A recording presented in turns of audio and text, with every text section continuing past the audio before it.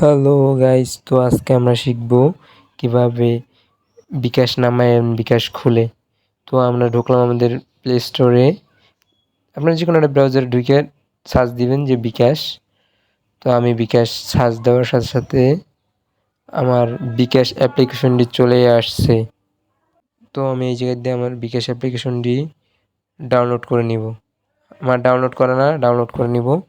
তো ডাউনলোড হতে একটু সময় লাগবে, তো আস্তে আস্তে ডাউনলোড হয়ে যাবে। তো আপনারা দেখেন খুব ইজিলিভাবে হয়ে যাবে, সময় লাগবে না বেশিক্ষণ।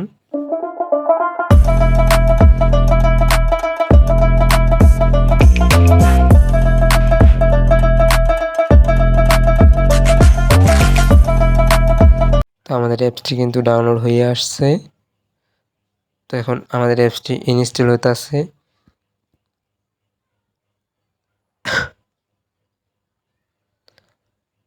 গাইস, খুব ইজিলিভাবে আপনি শিখে নিতে পারবেন কীভাবে খুলে বা কীভাবে করতে আছে।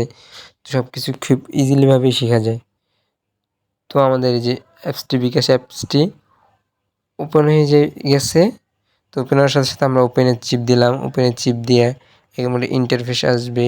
তো ইন্টারফেস আসার পর এই জায়গায় আসবে, এটা অল দিয়ে দিবেন। তো পরেরটা অল দিয়ে দিবেন।